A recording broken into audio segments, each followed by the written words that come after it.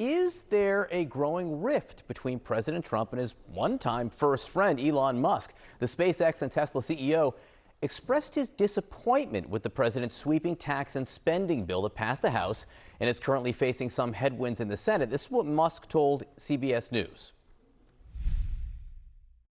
I was disappointed to see the massive spending bill, frankly, which increases the budget deficit, not just decrease it, and undermines the work that the DOGE team is doing. I think a bill can be big or it can be beautiful, but I don't know if it can be both. All right, with us now, Amisha Cross, the Democratic strategist, and Mark Short, the former chief of staff to Vice President Mike Pence.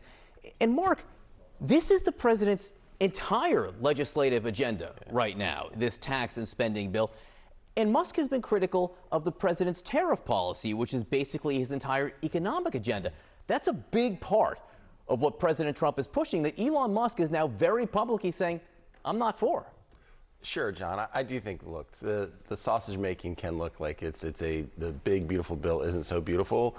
I think we have to keep in mind that in the House, the margin for Republicans is so small that I think Mike Johnson doesn't get due credit for people who said he wouldn't be able to get the votes to be speaker. He wouldn't be able to avoid a shutdown. Now he got this tax bill through. And when you do that, sometimes you have to give favors to different constituencies to get it. I imagine the Senate will probably whittle it down some. But, you know, there's parts of this I'm very excited to see the tax bill moving forward.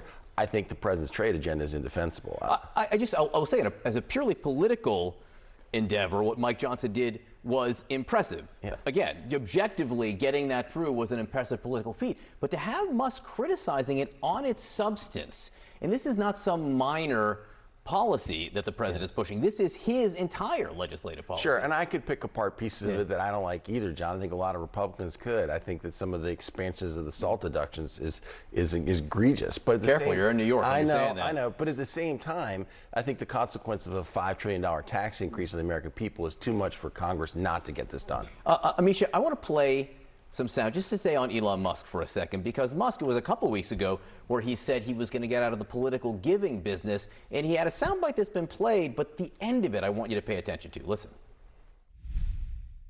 In terms of political spending, I'm going to do a lot less in the future. And why is that?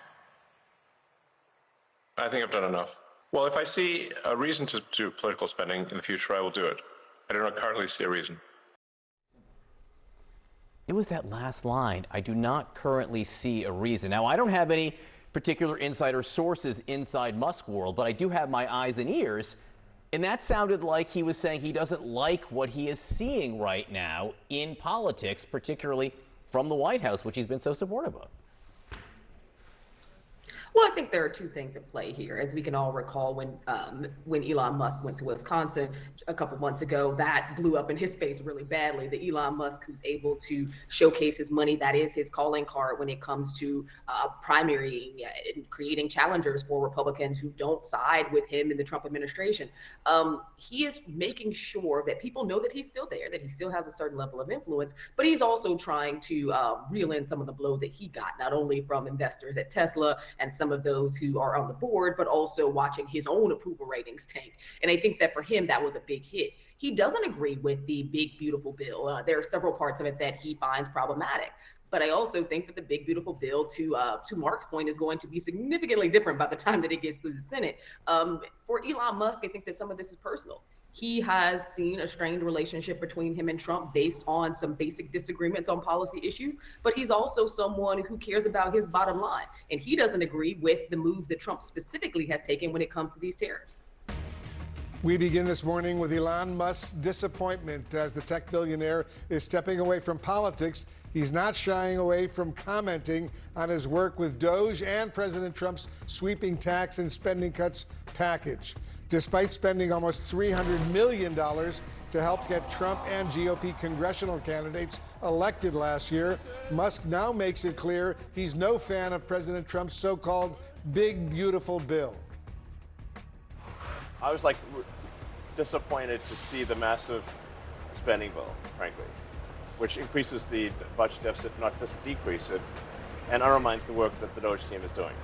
I actually thought that when this big, beautiful bill came along. I mean, everything he's done on DOGE gets wiped out in the first year. I think a bill can be big or it can be beautiful, but I don't know if it can be both. My personal opinion. Joining us now here in the Situation Room, CNN anchor and chief domestic correspondent Phil Mattingly. Phil, his comments could put him at very serious odds with the president. Yeah, it quite literally does put him at odds with the president. Obviously, the president and the White House pushing very hard to get this cornerstone of their legislative agenda, not just through the House, which they narrowly did last week, but also through the Senate. And it underscores that it's a very, very delicate moment for what is the central piece of legislation, not just for the president's border and defense policies, but also, of course, for his tax cuts reauthorization and the cornerstone of his economic plans. I think what this underscores is Musk, now out of the White House, at least on a regular basis, is reverting back a little bit to where he was before he entered the White House. Remember, Wolf, in the spending bill at the end of last year, his opposition almost derailed that continuing resolution. He got crosswise with the administration on immigration issues as well. He mostly kept his personal opinions to himself on bigger policy issues for the last 3 or 4 months. Now that he's out, he's kind of stepping away a little bit, seems that he's weighing back in. That's problematic for 2 reasons. One, he still has a significant amount of influence. Obviously spent nearly $300 million to help elect President Trump in 2024, has spent a lot of money on other Republican candidates as well. But more importantly, it's the issues that he was pointing out, which is the issue of the deficit, which, Wolf, as you know better than anybody, in the Senate is particularly problematic, where senators like Ron Johnson and Rand Paul are saying the House bill, even though they got it across the finish line, simply does not cut enough given where deficits and debts are right now. Yeah, we'll see what happens in the Senate. That will be critical indeed. What else did Elon Musk say about DOGE and its mission? What's fascinating about this is Musk, I think, was in a very reflective moment. He's done a number of interviews over the course of the last 24 hours as he kind of returns full-time to Tesla, to SpaceX, saying basically he's back to the sleep in the manufacturing plant, work 24/7 on his company, something investors very much like. If you look over the course of the last couple of days, Tesla stock has shot up.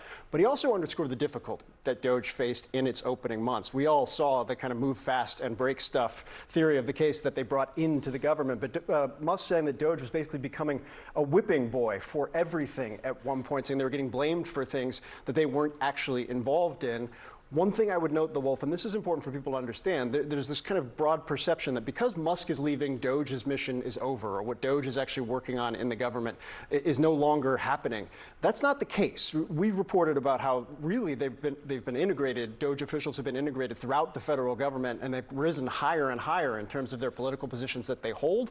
They're still very much in effect. And Musk makes that point in some of these interviews, including with the Washington Post, saying that they're maybe going to have smaller ambitions, but they're still very much in place and they're still very focused on a mission.